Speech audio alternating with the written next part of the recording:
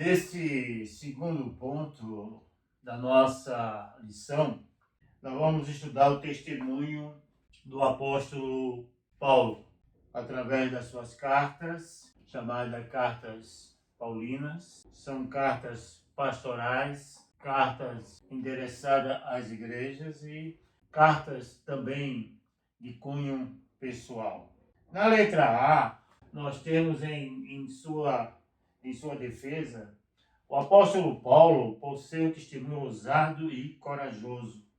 O Senhor Jesus tinha na sua pessoa um servo obediente e dedicado que se dava à sua missão de corpo e alma. A experiência na entrada de Damasco marcou-o extraordinariamente e o acompanhou em sua trajetória de vida, numa influência positiva de trabalho e de doutrina.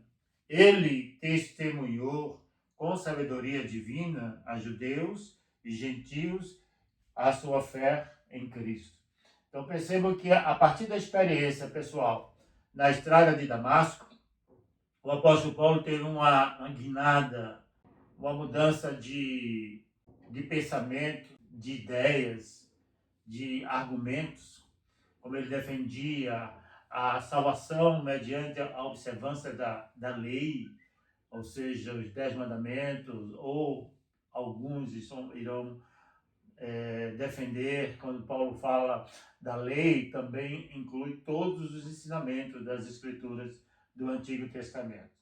Na letra A, em sua defesa, nós temos o primeiro argumento dele para o testemunho em relação ao Senhor Jesus Cristo. Nós temos aí, ele é o Deus de glória. É interessante que você pare para ler esses textos. Esses textos irão clarear o seu pensamento, as suas ideias em relação ao próprio Cristo, né? A glória de Cristo que reflete a glória de Deus. Eu vou ler um texto, eu acho de suma importância, é o texto de Hebreus, capítulo 1, versículo 3, o qual, sendo o resplendor da sua glória e a expressa imagem da sua pessoa, e sustentando todas as coisas pela palavra do seu poder, havendo feito por si mesmo a purificação dos nossos pecados, assentou-se à destra da majestade nas alturas. Ou seja, Jesus é a expressa imagem da sua pessoa. E o apóstolo Paulo corrobora com essa ideia quando ele escreve aos Colossenses, no capítulo 1, versículo 15, quando ele diz que Jesus é a imagem do Deus invisível. Quem quer ver a Deus, verá a Jesus. Jesus é a imagem de Deus, é o esplendor de Deus, conforme a visão do apóstolo Paulo. A glória de Deus está no Filho Jesus Cristo. No segundo item, ele é o Deus justo. Nós temos em Atos, capítulo 22, versículo 14 e versículo 15. Após o encontro que Paulo teve com Jesus, ele teve aquela visão, uma experiência que nós chamamos teofânica, da manifestação de Deus, através da natureza, através da sua voz, através de uma luz. Ele foi para a casa de Ananias, e Ananias disse a Paulo: o Deus de nossos pais, de antemão te escolheu para conheceres a sua vontade, veres o justo e ouvires uma voz da sua própria boca. Assim como Deus é bom, reto, santo e justo, nós encontramos também essas propriedades em seu Filho Jesus Cristo. No item 3, em sua defesa, ele é o Deus onisciente. Nós encontramos lá em Atos, capítulo 22, do versículo 17 até o versículo de número 21. Nosso Senhor tem conhecimento soberano e profundo do que ainda não aconteceu ao homem.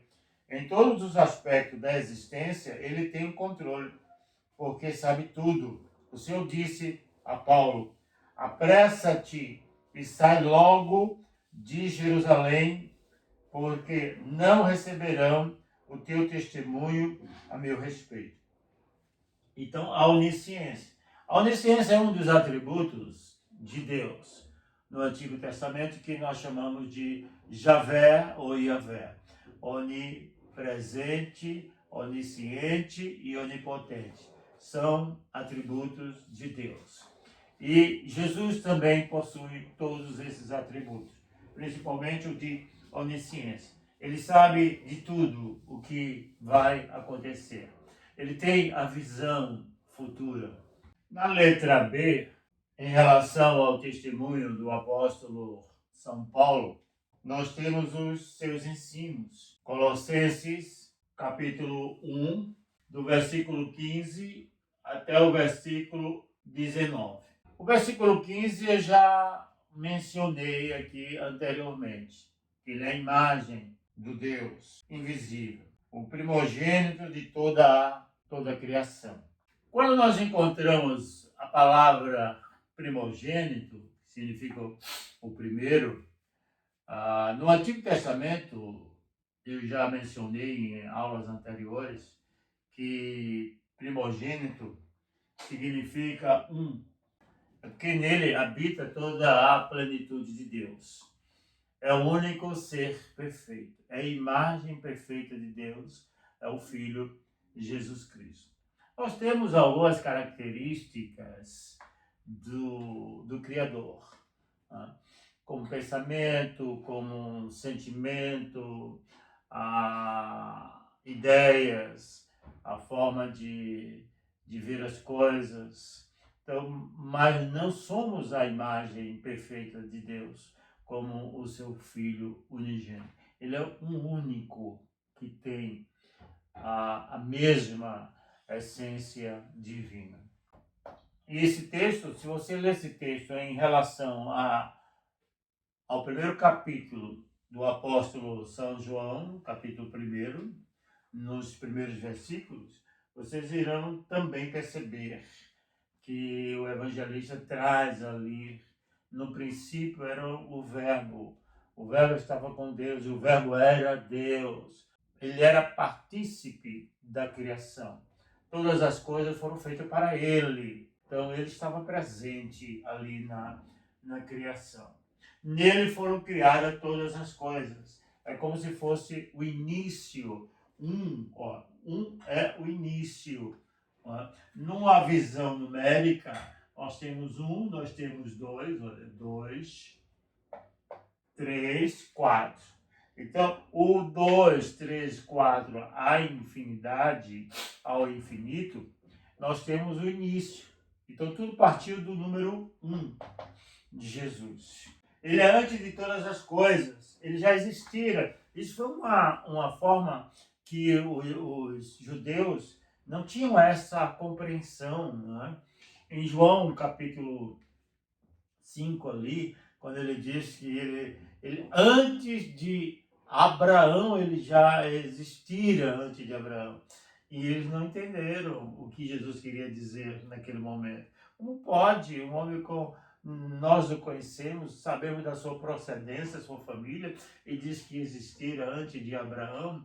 Isso foi um motivo de repúdio, de rejeição a Jesus Cristo como Messias. Nele tudo subsiste. Ele é a existência de todas as coisas. Ele é a cabeça do corpo, é a cabeça da igreja. Então ele é o líder da igreja, conforme nós vimos aqui em Colossenses. Aprove a Deus que nele residisse toda a plenitude. Deus, o Pai, estava nele E Deus, Espírito Santo, estava nele em toda a plenitude. Isso nós vamos encontrar algumas referências em João, capítulo 17, versículo 21 e 23. E também em Isaías 42, versículo 11. E João, capítulo 3, versículo 34. Nós vamos encontrar todas essas referências em relação a Jesus Cristo, né? Os seus ensinos paulinos. No ponto 2, a evidência do Antigo Testamento em relação à deidade de Jesus. Nós temos no número 1, o anjo do Senhor. Como cremos que as teofanias no Antigo Testamento, onde é mencionado o anjo do Senhor, são manifestações divinas do Messias pré-encarnado. Cristo é verdadeiro homem e verdadeiro Deus. E na sua natureza divina, ele é antes de todas as coisas, conforme nós já vimos. Como vimos anteriormente, refutamos a falsa crença que celebra repetidamente a pessoa de Maria como sendo a mãe de Deus. Cristo é o Deus Salvador de Maria. Ela mesma confessa: a minha alma engrandece ao Senhor, e o meu espírito se alegrou em Deus, meu Salvador. Lucas, capítulo 1, do versículo 46 até o versículo 47. O anjo do Senhor revelou-se em várias ocasiões e a várias pessoas na antiga aliança. Ele se revelou a Agar em Gênesis capítulo 21, 17. Ele se revelou também a Abraão em Gênesis 18, capítulo 18, versículo 1, versículo 13, versículo 22, versículo 31 ao versículo 33. Ele também apareceu a Jacó em sua luta, no capítulo 32, versículo 24 até o versículo de número 32. Ao profeta Moisés, em Êxodo capítulo 3, a partir do versículo 2 até o versículo 4. E a Josué, Josué 5, versículo 13 e até o versículo 15. Depois de Josué, ele se revelou também a Gideão. Em Juízes, capítulo 6, versículo 11 até o versículo número 24. Notamos que ele é adorado e honrado como Deus. Abraão suplicou e intercedeu por Sodoma e Gomorra. Devemos observar o episódio em que Abraão recebeu em sua casa 3 anjos. 2 deles foram destruir aquelas cidades, em Gênesis 19, 1, e aquele que ficou com Abraão era o anjo do Senhor, o qual se revelou como Deus. Disse um deles: certamente voltarei a ti daqui a 1 ano, e Sara, tua mulher, dará à luz um filho. Capítulo 18, versículo 10. Do versículo 13 em diante, ele se revela maravilhosamente como o Senhor. Então nós temos no Antigo Testamento a figura do anjo, um pré-anúncio da vinda do Messias, do Jesus no Novo Testamento. No número 2, nós temos as profecias sobre o Messias. Algumas profecias foram proferidas em vários livros do Antigo Testamento. Deus de Israel fala sobre o servo sofredor e ainda outras como o desejado das nações, que faria uma aliança com os gentios e atrairia para si todos os homens. Então nós encontramos nos profetas, que nós chamamos de profetas literários ou escriturários, porque escreveram livros. Primeiro nós temos a letra A aqui. A letra A, nós temos o seu nascimento virginal e o local onde aconteceu.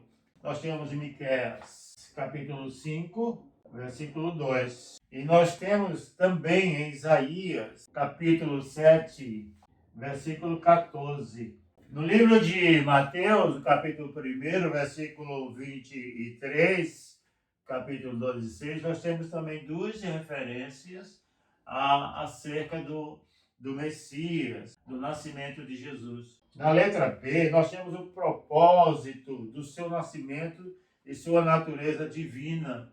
No capítulo 9 de Isaías, versículo de 1 a 7, nós temos ali, de uma forma bem detalhada, o propósito do Messias, do Filho de Deus.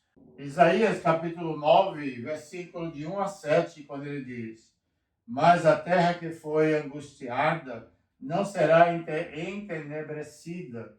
Ele envelheceu nos primeiros tempos. A terra de Zebulun e a terra de Naphtali. Mas nos últimos a enobreceu junto ao caminho do mar, além de Jordão, a Galileia dos gentios.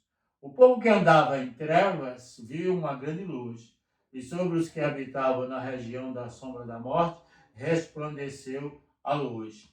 Como ele, pulando aqui para o versículo 6, ele diz: porque o menino nasceu, um filho se nos deu, e o principado está sobre os seus ombros, e o seu nome será Maravilhoso, Conselheiro, Deus Forte, Pai da Eternidade, Príncipe da Paz. Então nós temos alguns adjetivos, algumas qualidades dadas ao menino Jesus Cristo. Na letra C, no Antigo Testamento, nós encontramos na sua genealogia, ele é identificado como um rebento saindo do trono de Jessé e o renovo de suas raízes. Isaías capítulo 11, versículo 1. E Lucas capítulo 2, versículo 23 e versículo 32. Atos, capítulo 13, versículo 22, até o versículo 23, da genealogia. Nós encontramos também em Mateus, no capítulo 1, versículo 1, quando ele fala lá que Jesus, filho de Abraão e filho de Davi. Jesus é da descendência, da genealogia, da história, não é? De Abraão, conforme a apresentação dos judeus na história. Mas também o autor diz que ele é filho de Davi, ou seja, Jesus é o herdeiro legítimo de Davi, conforme o versículo 1 do capítulo 1. Na letra D, sua pessoa e o seu ministério revestido de unção do Espírito Santo. Letra D. Jesus é revestido do Espírito Santo. Do Espírito Santo. Isaías. Nós temos aqui em Isaías, capítulo 11, versículo 2. Jesus é a pedra de Sião. Na letra E. Pedra de Sião, na letra E. Aprovada, preciosa e eleita, conforme Isaías 28, versículo 16. Na letra G, o servo escolhido a quem Deus se compraz. Isso nós vamos encontrar em Isaías, capítulo 42, versículo de 1 a 7. O servo escolhido. Ele é o reinado do Filho e sua vitória na ressurreição. O servo sofredor que levou nossos pecados sobre si. Aqui mesmo, diante do servo escolhido, ele também é o servo sofredor. Isaías, capítulo 53. O profeta, falando do Messias, 700 anos antes de acontecer, antes da vinda de Jesus ao mundo. Isaías já anunciava. A conclusão dessa lição é o Cristo que foi morto na cruz, ressuscitou ao terceiro dia e hoje é o Rei entronizado à destra do Pai e pode salvar totalmente os que, por meio dele, se chegam a Deus, vivendo sempre a interceder por esses. Hebreus capítulo 7, versículo 25. Em seu ser eterno, ele é deidade genuína e absoluta. O resplendor, o brilho visível da glória de Deus, sendo ele mesmo a expressão exata da deidade, o Filho eterno do Pai, o Deus do Deus verdadeiro. No planejamento divino do universo, Cristo é o autor, sustentador. Tudo foi criado por ele. Ele sustenta a criação inteira. Ele é o seu herdeiro. A divina nomeação do Filho como herdeiro do universo precede a criação do universo. Ele traz Deus aos homens como a palavra final de revelação. Que Deus, pois, nos abençoe abundantemente. Amém.